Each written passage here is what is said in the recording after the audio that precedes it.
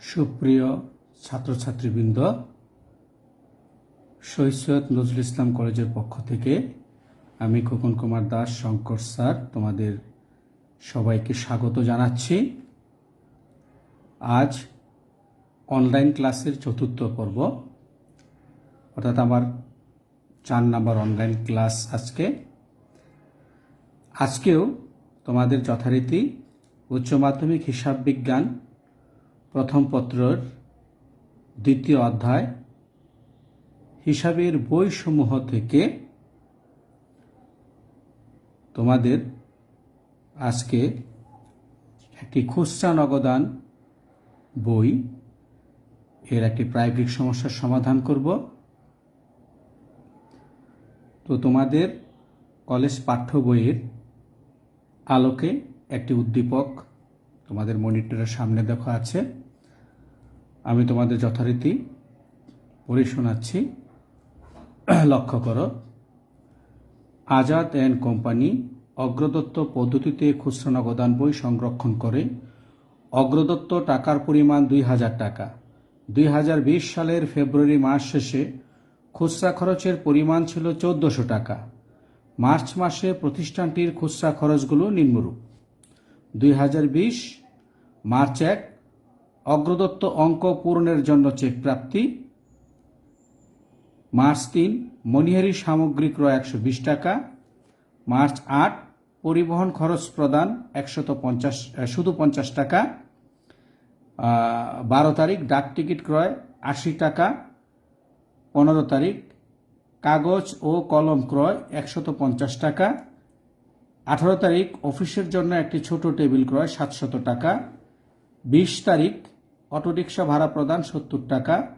21 তারিখ ইমেল খরচ প্রদান 100 টাকা। 23 তারিখ ট্রেন ভাড়া প্রদান 60 টাকা। 26 তারিখ অফিস ঘর পরিষ্কার খরচ 150 টাকা। 28 তারিখ অফিসের জন্য দেয়াল ঘড়ি ক্রয় 350 টাকা। 30 তারিখ বহন খরচ প্রদান 90 টাকা। রিকোয়ারমেন্টস যেগুলো চাওয়া হয়েছে: ক, মার্চ মাসের প্রারম্ভে নগদ উদ্বৃত্তের পরিমাণ নির্ণয় করো। খ, অগ্রদত্ত পদ্ধতিতে সংশ্লিষ্ট মাসের খুচরা নগদান বই তৈরি করো। গ, মার্চ 1, 15, 21 ও 26 তারিখের লেনদেনগুলোর জাবেদা দাখিলা দাও। এই ছিল উদ্দীপক। তো আমরা জানি খুচরা নগদান বই যে সকল প্রতিষ্ঠান বৃহদায়তন ব্যবসা প্রতিষ্ঠান যেখানে নগদ লেনদেনের পরিমাণ অনেক বেশি,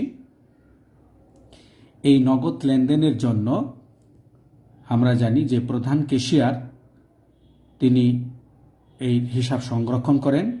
কিন্তু খুচরা খরচগুলো, ছোটোখাটো খরচগুলো যদি প্রধান ক্যাশিয়ারের পক্ষে হিসাব রাখতে হয়, তাহলে দেখা গেছে যে কম গুরুত্বপূর্ণ কাজে তাকে অত্যধিক সময় ব্যয় করতে হয়।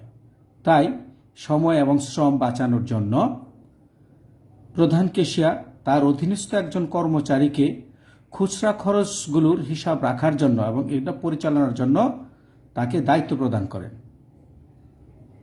তাহলে এটাই হচ্ছে খুচরা নগদান বই, যে প্রধান ক্যাশিয়ার পেটি ক্যাশিয়ার অর্থাৎ খুচরা ক্যাশিয়ারকে খুচরা নগদান খরচগুলোর জন্য একটি নির্দিষ্ট পরিমাণ টাকা তাকে দেন। তারপর তিনি খুচরা খরচ সম্পাদন করার পরে তার প্রতিবেদন বা হিসাব প্রধান ক্যাশিয়ারের নিকট দাখিল করেন। তো খুচরা নগদ 3 প্রকার। একটি হলো সাধারণ খুচরা নগদ, আরেকটি হলো বহুগড়া বিশ্লেষণাত্মক খুচরা নগদ, আরেকটি হচ্ছে অগ্রদত্ত পদ্ধতিতে খুচরা নগদ। তো আজকে আমরা অগ্রদত্ত পদ্ধতিতে খুচরা নগদ কিভাবে সংরক্ষণ করতে এটা জানবো, কারণ এটি দেখা গেছে বোর্ড পরীক্ষায় বহু সংখ্যকবার এসেছে। এখন অগ্রদত্ত পদ্ধতি, অগ্রদত্ত মানে হলো অগ্রিম প্রদত্ত। একটি নির্দিষ্ট সময়ের জন্য একটি নির্দিষ্ট পরিমাণ টাকা প্রধান ক্যাশিয়ার পূর্বাহ্নেই পেটি ক্যাশিয়ারকে প্রদান করে থাকেন। পেটি ক্যাশিয়ার ওই সংশ্লিষ্ট সময়ের খুচরা ব্যয় নির্বাহের পর প্রতিবেদন দাখিল করেন। এরপর পরবর্তী সময়ের বা পরবর্তী মাসের খরচের জন্য ব্যয়িত অর্থের সমপরিমাণ টাকা আবার প্রধান ক্যাশিয়ার পেটি ক্যাশিয়ারকে প্রদান করেন। তাহলে দেখা যাচ্ছে একটি নির্দিষ্ট পরিমাণ টাকা সময়ের শুরুতে বা মাসের শুরুতে পেটি ক্যাশিয়ার হাতে থাকে, তিনি ওই সুনির্দিষ্ট পরিমাণ টাকা থেকে আবার খরচ করেন, আবার তিনি পরবর্তী মাসে প্রতিবেদন দাখিল করেন। এভাবেই অগ্রদত্ত পদ্ধতিতে খুচরা নগদান বই সংগ্রহণ করা হয়। তাহলে এখানে অগ্রদত্ত টাকার পরিমাণ নির্ধারিত থাকে। যেমন প্রদত্ত উদ্দীপকে দেখা যাচ্ছে অগ্রদত্ত টাকার পরিমাণ 2000 টাকা, ফেব্রুয়ারি মাসে খরচ করা হয়েছিল 1400 টাকা। তাহলে পেটি ক্যাশিয়ারের হাতে রয়ে গেছে কত? 600 টাকা। 2000 টাকা অগ্রদত্ত ও অগ্রিম প্রদত্ত, তার থেকে 1400 টাকা ইনি ফেব্রুয়ারি মাস শেষে খরচ করেছেন। তাহলে ফেব্রুয়ারির শেষে তার হাতে 600 টাকা আছে, অর্থাৎ মার্চের শুরুতে ফেব্রুয়ারির সমাপনী উদ্বৃত্ত অর্থাৎ মার্চের প্রারম্ভিক উদ্বৃত্ত 600 টাকা। এরপর আমরা লক্ষ্য করি 2020 মার্চে অগ্রদত্ত অঙ্ক পূরণের জন্য চেক প্রাপ্তি, এখানে টাকার পরিমাণ উল্লেখ নেই, এটা আমাদের বুঝতে হবে। অনেক সময় উল্লেখ থাকতেও পারে, নাও থাকতে পারে। তাহলে মার্চ মাসের 1 তারিখ অগ্রদত্ত অঙ্ক পূরণের জন্য কত টাকার চেক উনি পেয়েছেন প্রধান ক্যাশিয়ারের কাছ থেকে? আমরা জানি অগ্রদত্ত টাকার পরিমাণ 2000 টাকা, মার্চের শুরুতে হাতে রয়ে গেছে কত? 600 টাকা। তাহলে কত টাকা তিনি পাবেন? অর্থাৎ ফেব্রুয়ারি মাসে যে পরিমাণ খরচ হয়েছে সমপরিমাণ টাকা প্রধান ক্যাশিয়ার পেটি ক্যাশিয়ারকে প্রদান করবেন। সেটা নগদেও প্রদান করতে পারেন, চেকেও প্রদান করতে পারেন। এই অঙ্কে, এই উদ্দীপকে চেক প্রাপ্তি দেখিয়েছি, এটা বিশেষ কারণ আছে, আমরা পরবর্তীতে আলোচনা করব। তো আমরা শুরু করি অগ্রদত্ত পদ্ধতিতে খুচরা নগদান বই। এটি একটি সুনির্দিষ্ট ছকে আমরা প্রস্তুত করব। আমরা ছকটি লক্ষ্য করব এবং অঙ্কটিও লক্ষ্য করব। প্রিয় ছাত্রছাত্রীরা লক্ষ্য করো, উদ্দীপকের প্রথম অংশে ছিল মার্চ মাসের প্রারম্ভে নগদ উদ্বৃত্তের পরিমাণ নির্ণয় করো। সেটা আমি তোমাদেরকে মাত্র বলেছি। এখন কিভাবে সেটা আমরা পরীক্ষার খাতায় লিপিবদ্ধ করব একটু লক্ষ্য করি। লক্ষ্য করো, ক, প্রারম্ভিক নগদ উদ্বৃত্তের পরিমাণ নির্ণয়, অর্থাৎ মার্চ মাসের শুরুতে হাতে কত টাকা আছে পেটি ক্যাশিয়ারের, সেটি প্রারম্ভিক নগদ উদ্বৃত্ত। তাহলে 2020 মার্চ 1 অগ্রদত্ত টাকার পরিমাণ 2000 টাকা, বাদ মোট খরচের পরিমাণ, অর্থাৎ ফেব্রুয়ারি মাস শেষে মোট খরচ করা হয়েছিল কত? 1400 টাকা। তাহলে 2000 টাকা থেকে খরচের পরিমাণ বাদ দিলে 600 টাকা ফেব্রুয়ারি মাস শেষে প্রধান ক্যাশিয়ারের কাছে রয়ে গেছে। তাহলে এটা ফেব্রুয়ারি মাসের সমাপনী উদ্বৃত্ত, যেটা ফেব্রুয়ারি মাসের সমাপনী উদ্বৃত্ত সেটি মার্চ মাসের প্রারম্ভিক উদ্বৃত্ত। তাহলে মার্চের 1 তারিখ প্রারম্ভিক নগদ উদ্বৃত্ত 600 টাকা। বুঝতে পেরেছ? এখন আমরা যাব খ অংশে। লক্ষ্য করো, অগ্রদত্ত পদ্ধতিতে সংশ্লিষ্ট মাসের খুচরা নগদান বই তৈরি করো। আমরা একটু লক্ষ্য করি আজকে উদ্দীপকটা কিভাবে খুচরা নগদান বই করতে হবে। লক্ষ্য করো, তোমাদের সামনে মনিটরে একটু সমস্যা হচ্ছে, তো আমি তোমাদেরকে দেখাচ্ছি যে জায়গাটি ছোট। লক্ষ্য করো, খুচরা নগদান বইয়ের ছক, আজাদ এন্ড কোম্পানি খুচরা নগদান বই অগ্রদত্ত পদ্ধতি। প্রথমেই খুচরা নগদান বইয়ের প্রথম দেখো 5টি কলাম, প্রতিটি অঙ্কেই আমাদেরকে দেখাতে হবে। কি কি 5টি কলাম? প্রাপ্ত টাকা, প্রধান ক্যাশিয়ার পেটি ক্যাশিয়ারকে যে টাকা দিয়েছেন খুচরা, তাহলে পেটি ক্যাশিয়ার প্রধান ক্যাশিয়ার নিকট থেকে টাকা পেয়েছেন, সেটা প্রাপ্ত টাকার ঘরে আমরা কলামে দেখাবো। এরপরে তারিখ, এরপরে বিবরণ বা খুচরা খরচের বিবরণ আমরা লিখব। এরপরে রয়েছে ভাউচার নং, এরপরে প্রদত্ত টাকা। এই 5টা 1, 2, 3, 4, 5 প্রতিটি খুচরা নগদের ঘরে অগ্রদত্ত এবং বহুগড়া উভয় ক্ষেত্রে এই 5টি কলাম হবে। এরপরে লক্ষ্য করো, খুচরা খরচের বিশ্লেষণ। এই খুচরা খরচের বিশ্লেষণ কলামে আমরা দিব যে খুচরা খরচগুলো সংঘটিত হয়েছে সেই খুচরা খরচের আমরা বিবরণ বা নামগুলো আমরা কলামে উপস্থাপন করব। তবে কিছু খরচ আছে একই ধরনের, সেটা আমরা একটি কলামে দেখাবো। যেমন মণিহারি ক্রয়, কাগজ ক্রয়, কলম ক্রয়, পেন্সিল ক্রয়, রাবার ক্রয় ইত্যাদি আমরা মণিহারি নামে দেখাবো। আবার বহন খরচ বা পরিবহন খরচ, সেটা আমরা বহন খরচ নামে দেখাবো। কিন্তু যদি উদ্দীপকে ক্রয় পরিবহন, বিক্রয় পরিবহন দুটোই থাকে, তখন আলাদা দেখাতে হবে। ক্রয় বহন খরচ বা আন্তঃবহন খরচ, আর বিক্রয় বহন খরচ বা বহিঃবহন খরচ। এই উদ্দীপকে শুধু একটি বহন খরচ আছে, সেটি হলো শুধু বহন খরচ লেখা হয়েছে, আবার পরিবহন খরচ লেখা হয়েছে, এখানে সুনির্দিষ্ট করে বলা হয় নাই এটা ক্রয় পরিবহন না বিক্রয় পরিবহন, আমরা ধরে নিব এটা ক্রয় পরিবহন, সেই জন্য বহন খরচ একটাই দেখানো হয়েছে। এরপরে ডাক টিকিট ক্রয়, তারপর চিঠিপত্র বিতরণ খরচ, ফ্যাক্স, ইমেইল, ইন্টারনেট ইত্যাদি খরচ থাকলে আমরা তাকে ডাক ও তার হিসাবে লিখব। এরপরে যাতায়াত, ব্যক্তির যাতায়াত, সংশ্লিষ্ট কারবারের ব্যক্তির যাতায়াত, সেটা রিক্সা ভাড়া, অটো ভাড়া, বাস ভাড়া, ট্রেন ভাড়া ইত্যাদি জন্য আমরা যাতায়াত নামে আরেকটি কলাম করব। এরপরে বিবিধ খরচ, যে সমস্ত খরচকে আমরা খাত হিসেবে সাধারণত লিখি না, যেমন ঝাড়ুদারের অফিস ঘর পরিষ্কার খরচ, তারপরে পিয়নকে বকশিস, কুলির খরচ, এগুলোকে আমরা আলাদা খাত হিসেবে না দেখিয়ে বিবিধ হিসাবে দেখাই, তার জন্য বিবিধ কলাম। এরপরে আরেকটি বিষয় লক্ষ্য করো, এগুলো খুচরা খরচের বিশ্লেষণ হলো খুচরা খরচের জন্য। আমরা জানি খুচরা নগদান বইতে কখনো সম্পত্তি ক্রয় বা পরিশোধ, পাওনা পরিশোধ ইত্যাদি থাকার কথা নয়, কিন্তু কখনো কখনো এগুলো দিয়ে দেওয়া হয়। আমরা উদ্দীপকে লক্ষ্য করি, বোর্ড পরীক্ষাতে এরকম এসেছে। যদি খুচরা নগদান বইতে কোনো সম্পত্তি ক্রয় করা হয় বা কোনো পাওনা কোনো দেনা পরিশোধ করা হয়, সেক্ষেত্রে ওই বিষয়গুলো বাস্তবে সাধারণ খতিয়ানভুক্ত করা হয়। হ্যাঁ, সেই জন্য আমরা আলাদা একটি কলাম করেছি সাধারণ খতিয়ান। এবং এই সাধারণ খতিয়ানে যদি একাধিক সম্পদ বা পাওনাদারকে পরিশোধ এরকম থাকে, সাধারণ খতিয়ান, তার আবার খতিয়ান পৃষ্ঠা, খতিয়ানের কোন পৃষ্ঠা সেটা যাবে সেটা এখানে লিখিত থাকে, এবং বিবিধ। আর যদি শুধু একটি সম্পদ থাকে তাহলে সাধারণ খতিয়ান আমরা লিখে খতিয়ান পৃষ্ঠা লিখে দিই। তো এইখানে একাধিক সম্পত্তি রয়েছে, তাই খতিয়ান পৃষ্ঠা এবং বিবিধ এই নামে লেখা হয়েছে। তো আমরা শুরু করি। প্রথমেই খুচরা নগদান বইতে প্রধান ক্যাশিয়ারের নিকট থেকে যে পরিমাণ অগ্রদত্ত টাকার পরিমাণ কত, তিনি কত পেয়েছেন এবং কত হাতে আছে, এই উভয়টাই আমরা প্রাপ্ত টাকার অঙ্কে দেখাবো। অর্থাৎ অগ্রদত্ত পদ্ধতিতে যখন আমরা খুচরা নগদান বই সংগঠন করব, তখন মোট অগ্রদত্ত টাকা মাসের শুরুতেই প্রাপ্ত টাকার কলামে দেখাতে হবে। তাহলে আমরা দেখলাম যে মার্চ মাসের শুরুতে পেটি ক্যাশিয়ারের হাতে রয়েছে 600 টাকা, সেটা মার্চ 1 ব্যালেন্স বিডি নামে আসবে প্রাপ্ত টাকার করে। এরপর লক্ষ্য করো, উদ্দীপকটা লক্ষ্য করো, মার্চ মাসের 1 তারিখে অগ্রদত্ত অঙ্ক পূরণের জন্য চেক প্রাপ্তি।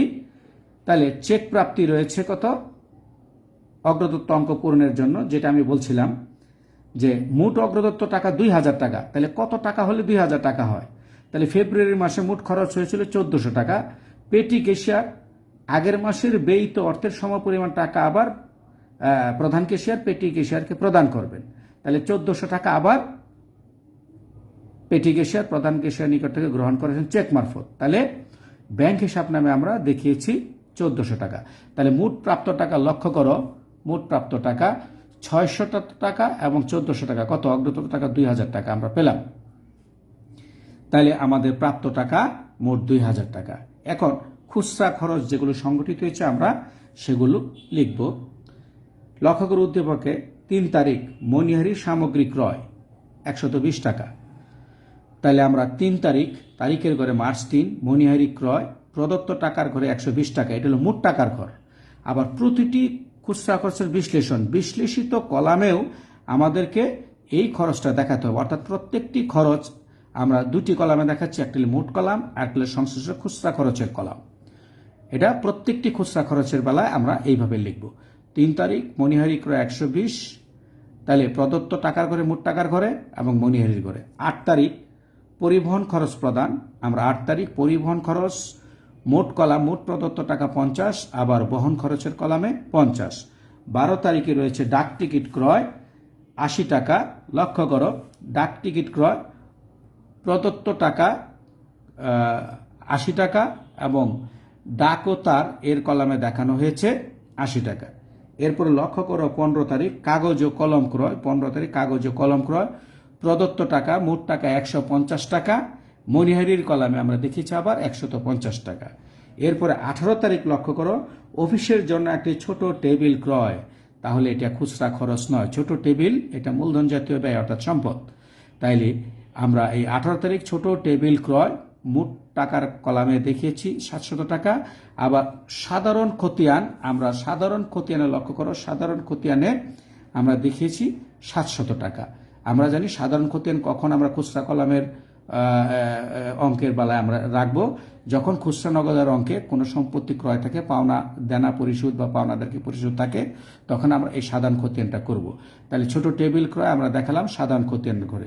এরপর লক্ষ্য করো 20 তারিখ অটোরিকশা ভাড়া প্রদান। লক্ষ্য করো অটোরিকশা ভাড়া 70 টাকা আমরা মোট টাকার ঘরে দেখিয়েছি, আবার যাতায়াতের কলামে দেখিয়েছি। অটোরিকশা হলো যাতায়াত, ব্যক্তির যাতায়াত। এরপর 21 তারিখ ইমেল খরচ প্রদান 100 টাকা, মোট টাকার ঘরে 100 টাকা। আবার ইমেল ডাক ও তার কলামে যাবে 100 টাকা। আমরা জানি চিঠিপত্র বিলি, ফ্যাক্স, ইমেল, টেলিফোন, মোবাইল ইত্যাদি খরচ ডাক ও তার কলামে দেখাতে হয়, তাহলে আমরা ডাক ও তার কলামে দেখিয়েছি 100 টাকা। এরপর 23 তারিখ ট্রেন ভাড়া 60 টাকা, যাতায়াত কলামে দেখিয়েছি আমরা 60 টাকা। এরপরে দেখো 26 তারিখ অফিস ঘর পরিষ্কার খরচ। তাহলে এর জন্য আমরা আলাদা কোনো খাত না দেখে এটাকে বিবিধ হিসেবে দেখাই। তাহলে মোট কলামে রয়েছে কত? 150 টাকা। আবার খুচরা খরচের বিবিধ কলামে আমরা দেখিয়েছি 150 টাকা। এরপরে লক্ষ্য করো 28 তারিখ দেয়াল ঘড়ি ক্রয়। দেয়াল ঘড়ি ক্রয় এটা কারবারের সম্পত্তি, তাহলে 350 টাকা। তাহলে এটা চলে যাবে কোথায়? সাধারণ খতিয়ানে। সাধারণ খতিয়ানে 350 টাকা আমরা দেখিয়েছি। 30 তারিখ আবার রয়েছে বহন খরচ, আমরা ধরে নিয়েছি এটা ক্রয় পরিবহন বহন খরচ। মোট টাকার ঘরে 90 টাকা এবং বহন খরচের কলামে 90 টাকা। তো আমরা খুচরা খরচের লেনদেনগুলোর পোস্টিং দিলাম খুচরা নগদান বইতে। এরপর আমরা প্রতিটি কলামের যোগফল নির্ণয় করব। লক্ষ্য করো মোট কলামের যোগফল আমরা দেখিয়েছি 1920 টাকা। মনিহারি কলামের যোগফল 270 টাকা, বহন খরচের যোগফল 140 টাকা, ডাকো তার কলামের যোগফল 180 টাকা, যাতায়াত খরচের যোগফল 130 টাকা, বিবিধ কলামের যোগফল 150 টাকা। আর সাধারণ খতিয়ান অর্থাৎ সম্পত্তির জন্য যে কলামটা রয়েছে 700 টাকা এবং 350 টাকা, মোট 1050 টাকা। এখন আমরা মোট টাকার কলাম ব্যতীত অন্যান্য কলাম ক্লোজ করে দেব, অর্থাৎ হিসাব বন্ধ করে দেব 2 দাগ দিয়ে। দেখো প্রত্যেকটা কলামের খুচরা খরচের এবং খতিয়ান হিসাবের কলাম আমরা ক্লোজ করে দিয়েছি। এরপর আমরা অন্যান্য নগদান বইয়ের মতো ডেবিট এবং ক্রেডিট, লক্ষ্য করো বাম দিক ডেবিট ডান দিক ক্রেডিট, অর্থাৎ প্রাপ্তি এবং প্রদত্ত ডেবিট ক্রেডিট। ডেবিট এবং ক্রেডিট উভয় পাশের উদ্বৃত্ত বা ব্যালেন্স নির্ণয় করব, অর্থাৎ পার্থক্য নির্ণয় করব। আমরা জানি খুচরা নগদান বইতে বা খুচরা অথবা যে কোনো নগদান বইতে নগদ প্রাপ্তির চেয়ে প্রদান বেশি হতে পারে না, তাই প্রাপ্তির দিকের টাকা সবসময় বড় হবে। লক্ষ্য করো প্রাপ্ত টাকা, মোট টাকা রয়েছে কত? প্রাপ্ত টাকা 2000 টাকা, 600 এবং 1400, 2000 টাকা মোট প্রাপ্ত টাকা। তাহলে আমরা প্রাপ্ত টাকা আগে যোগ করব এবং একই যোগফল আমরা প্রদত্ত টাকার কলামে লিখব 2000 টাকা। এখন মোট খরচ হয়েছে 1950 টাকা, তাহলে মোট অগ্রদত্ত টাকা থেকে আমরা খরচের পরিমাণ বাদ দিলাম, রয়ে গেছে কত? 80 টাকা। এইটা মার্চ মাসের 31 তারিখে পেটি ক্যাশিয়ারের হাতে রয়ে গেছে, অর্থাৎ সমাপনী উদ্বৃত্ত। একে আমরা দেখাবো ব্যালেন্স সিডি নামে 80 টাকা। লক্ষ্য করো এরপর আমরা ব্যালেন্স সিডিকে পরের মাসের 1 তারিখে ব্যালেন্স বিডি দেখাবো। এপ্রিল 1 ব্যালেন্স বিডি, এই 80 টাকা আমরা ব্যালেন্স বিডি নামে দেখালাম। পরের মাসের 1 তারিখে আমরা সেটা ব্রড ডাউন করলাম। এরপর আমরা সংশ্লিষ্ট মাসে অর্থাৎ মার্চ মাসে যে পরিমাণ মোট খরচ হয়েছে 1920 টাকা, সেই পরিমাণ টাকা আবার প্রধান ক্যাশিয়ার তার খুচরা নগদের বিবরণী দাখিল করার পরে সেই টাকা আবার পেটি ক্যাশিয়ারকে প্রদান করবেন, নগদ অথবা চেক মারফত। আমরা ধরে নিয়েছি উদ্দীপকে যেহেতু রয়েছে চেক প্রাপ্তি, তাই ব্যাংক হিসাব লিখেছি। যদি থাকতো উদ্দীপকে নগদ প্রাপ্তি, তাহলে আমরা নগদ হিসাব নামে লিখতাম। তাহলে এক্ষেত্রে আমরা ধরে নিব চেক পেয়েছি, তাহলে আমরা ব্যাংক হিসাব নামে লিখব। এবং এটি একটি ইন্টারনাল লেনদেন অর্থাৎ আভ্যন্তরীণ লেনদেন, সেই জন্য এখানে ব্যাংক হিসাব নামে লিখব। এপ্রিল 1 1920 টাকা। এখন বলা হচ্ছে অগ্রদত্ত পদ্ধতি, অর্থাৎ অগ্রিম প্রদত্ত। প্রতি মাসের শুরুতেই অগ্রদত্ত পরিমাণ, যে পরিমাণ টাকা তার সমান থাকতে হবে মাসের শুরুতে। আমরা লক্ষ্য করি ব্যালেন্স বিডি 80 টাকা এবং চেক প্রাপ্তি 1920 টাকা। তাহলে আমার আবার 2000 টাকা এপ্রিল মাসের শুরুতে পেটি ক্যাশিয়ার, প্রধান ক্যাশিয়ার কাছ থেকে পেলেন এবং পরবর্তী মাসে আবার খরচ হবে। তাহলে আমরা এর উদ্বৃত্তকরণ নির্ণয় করলাম। এবং আরেকটি লক্ষণীয় বিষয় হলো প্রতিটি খুচরা খরচের কলামের নিচে আমরা খতিয়ান পৃষ্ঠা লিখেছি। কেন? এটা প্রতিটি খুচরা খরচের যোগফল সংশ্লিষ্ট খতিয়ানে স্থানান্তর করতে হবে। প্রত্যেকটা যোগফল আমরা খতিয়ানে স্থানান্তর করবো। খতিয়ানের কত পৃষ্ঠায় সেটা গেল, সেটা এখানে উল্লেখ থাকে। তাহলে প্রিয় ছাত্রছাত্রীরা, আমরা অগ্রদত্ত পদ্ধতিতে খুচরা নগদান বই দেখলাম এবং বুঝলাম। আরেকটি কথা, যদি এখানে এটা অগ্রদত্ত না হয়ে বহুগড়া খুচরা নগদান বই হতো, সেক্ষেত্রে পার্থক্য সামান্যই, সেটাও আমরা আজকে শিখে ফেলি। যদি অগ্রদত্ত না হয়ে শুধু বহুগড়া বিশ্লেষণাত্মক খুচরা নগদান বই হতো, তাহলে এই যে 1920 টাকা আমরা এপ্রিল মাসের 1 তারিখে আবার দেখিয়েছি, এইটা আমরা দেখাবো না।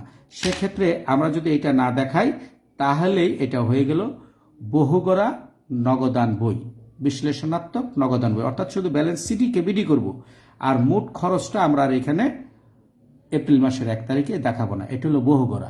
তাহলে লক্ষ্য করো যে অগ্রদত্ত এবং বহুগড়া পার্থক্য সামান্য। তাই আজকে আমরা তাহলে উভয় নগদান বই আমরা বুঝতে পারলাম, বহুগড়া এবং অগ্রদত্ত পদ্ধতি। এই ছিল খ অংশের সমাধান। এখন আমরা গ অংশে যাব। লক্ষ্য করো, গ অংশে চাওয়া হয়েছে মার্চ 1, 15, 21 ও 26 তারিখের লেনদেনগুলোর জাবেদা দাখিলা দাও। আমরা জাবেদাটা লক্ষ্য করি। লক্ষ্য করে সবাই দেখো, জাবেদা এটা একটি সাধারণ বা প্রকৃত জাবেদা। আমরা যেভাবে আগে জাবেদার নিয়ম কানুন শিখেছি সেইভাবেই।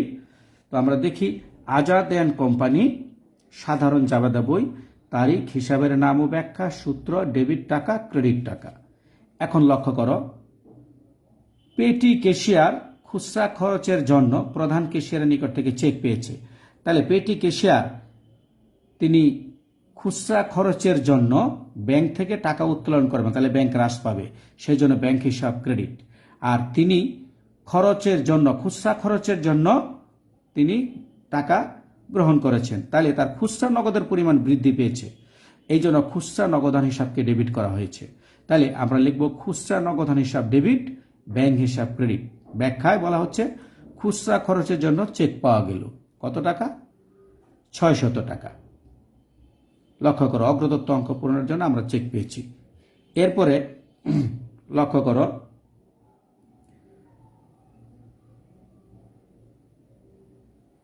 এটা হবে 1400 টাকা। আমরা চেক পেয়েছি 1400 টাকা। 600 টাকা হলো প্রারম্ভিক উদ্বৃত্ত, আমরা চেক পেয়েছি 1400 টাকা। লক্ষ্য করো, অগ্রদত্ত অঙ্ক পূরণের জন্য আমরা চেক পেয়েছি কত? 1400 টাকার হাতে আছে কত? 600 টাকা। এই 2000 টাকা অগ্রদত্ত টাকার পরিমাণ। এখন আমরা খুচরা খরচের জন্য যে জাবেদাগুলো চাওয়া হয়েছে সেগুলো দেখব। লক্ষ্য করো, 15 তারিখ কাগজ ও কলম ক্রয় 150 টাকা। কাগজ ও কলমকে আমরা দেখেছি কোন কলামে? মনিহারি কলামে, তাই এটা মনিহারি খরচ। তাহলে আমরা মনিহারি বা মনিহারি খরচ হিসাব ডেবিট লিখব। এক্ষেত্রে হিসাব শব্দটি আমরা ব্যবহার করতে পারি, না করলেও সমস্যা নেই। ডেবিট ব্যবহার করতে পারি, না করলেও সমস্যা নেই। শুধু মনিহারি আর হলো খুচরা নগদান, হিসাব এবং ডেবিট ক্রেডিট শব্দ ব্যবহার করলে হবে, না করলে হবে। একটি হলো ট্রেডিশনাল সিস্টেম লেখার, জাবেদা লেখার কৌশল, আর একটি হলো আধুনিক। আধুনিকে শুধু খাতের নাম উল্লেখ করা হয়, হিসাব বা ডেবিট ক্রেডিট লেখার প্রয়োজন পড়ে না। কিন্তু তোমাদের সুবিধার জন্য আমি লিখে দিয়েছি, যাতে সবাই বুঝতে পারে, বিশেষ করে সায়েন্স থেকে যারা কমার্সে পড়তে এসেছে তারা যাতে এটা ভালোভাবে বুঝতে পারে, সেই জন্য। লক্ষ্য করো, মার্চ 15 তারিখ মনিহারি হিসাব ডেবিট, খুচরা নগদান হিসাব ক্রেডিট। মনিহারি ব্যয় বৃদ্ধি পেয়েছে, ব্যয় বাড়লে ডেবিট। আর খুচরা নগদ পেটি ক্যাশের হাতে আছে, এটা তার সম্পদ। যখনই খুচরা নগদ খরচ হলো মনিহারের জন্য, তাহলে এই সম্পদ হ্রাস পেয়েছে, তাহলে খুচরা নগদান হিসাব ক্রেডিট। কত টাকা? 150 টাকা। লক্ষ্য করো, 150 টাকা। ব্যাখ্যায় বলা হচ্ছে কাগজ ও কলম ক্রয় করা হলো। এরপর আমরা যাব 21 তারিখ। 21 তারিখে দেখো লেনদেনটা, ইমেইল খরচ প্রদান 100 টাকা। ইমেইল খরচকে আমরা কোথায় দেখিয়েছি? ইমেইল খরচ ডাক ও তার কলামে দেখিয়েছি। তাহলে আমরা খাতটিকে বিবেচনা করব ডাক ও তার খরচ। তাহলে ডাক ও তার খরচ হিসাব ডেবিট, অর্থাৎ ডাক ও তার খরচ ব্যয় বৃদ্ধি পেয়েছে তাই ডেবিট। আর খুচরা নগদ সম্পদ হ্রাস পেয়েছে তাই ক্রেডিট। তাহলে খুচরা নগদান হিসাব ক্রেডিট 100 টাকা। ব্যাখ্যায় বলবো ইমেল খরচ প্রদান করা হলো। এরপর 26 তারিখ লক্ষ্য করো, অফিস ঘর পরিষ্কার খরচ 150 টাকা। অফিস ঘর পরিষ্কার আমরা পূর্বান্নেই বলেছি আমি তোমাদের যে অফিস ঘর পরিষ্কার, কুলির মজুরি, ঝাড়ুদারকে প্রদান, পিয়নকে বকশিস ইত্যাদি বিষয়গুলোকে আমরা বিবিধ খরচ বা বিবিধ খাত হিসাবে দেখাই। সেই জন্য এখানে অফিস ঘর পরিষ্কার খরচ হলো বিবিধ খরচ কলামে দেখিয়েছি খুচরা নগদের বইতে। তাহলে বিবিধ খরচ হিসাব ডেবিট আর খুচরা নগদান হিসাব ক্রেডিট 150 টাকা। ব্যাখ্যায় বলেছি অফিস ঘর পরিষ্কার খরচ প্রদান করা হলো। এই ছিল 4টি জাবেদা আমরা দেখালাম। আর এখানে যোগফল, এটা ঐচ্ছিক, যোগফল দেখানোর প্রয়োজন নেই, শুধু জাবেদাগুলোই চাওয়া হয়েছে, জাবেদাগুলো দেখালেই চলবে। তাহলে প্রিয় ছাত্রছাত্রীরা, আমরা আজকে খুচরা নগদান বইয়ের যে উদ্দীপকটি এখানে আমরা আলোচনা করেছি, তোমরা নিশ্চয়ই বুঝতে পেরেছ। তোমরা এটা আরেকটু ভালোভাবে চর্চা করো এবং তোমাদের পাঠ্য বইয়ের উদাহরণগুলো তোমরা লক্ষ্য করো, তাহলে তোমরা আরেকটু বুঝতে পারবে। বিশেষ করে আমি যে ক্লাসগুলো করিয়েছি তোমরা সাথে সাথে বইগুলো, তোমার পাঠ্য বইটা দেখো, পাঠ্য বইয়ের উদাহরণগুলো দেখো, এরপরে সমস্যা বা এক্সারসাইজগুলো দেখো। আমার মনে হয় তোমরা পারবে। তারপরেও কোথাও সমস্যা হলে তোমরা অনলাইনে আমার সাথে বিষয়গুলো শেয়ার করতে পারো। আমি চেষ্টা করব তোমাদের সাথে মত বিনিময় করার জন্য। তো আজকে এই পর্যন্ত। প্রিয় ছাত্রছাত্রী, তোমাদেরকে আবারও ধন্যবাদ জানাচ্ছি। তোমরা নিশ্চয়ই পড়াশোনায় খুব ওইভাবে হয়তো মনোযোগী নেই, কিন্তু তারপরেও এখন যে অবস্থা, ঘর থেকে বের হওয়া যাচ্ছে না, আমাদের মানসিকতাটাও হয়তো একটু অন্যরকম হয়ে গেছে। তারপরও একটু পড়াশোনামুখী থাকা উচিত, কারণ নিজেকে উপযোগী করে গড়ে তুলতে হবে, পরীক্ষার উপযোগী পড়াশোনায় আমাদের থাকতে হবে, এর তো বিকল্প নেই পড়াশোনার। তো সবাইকে ধন্যবাদ। সবাই ভালো থাকো, সুস্থ থাকো, সাবধানে থাকো। ধন্যবাদ সবাইকে।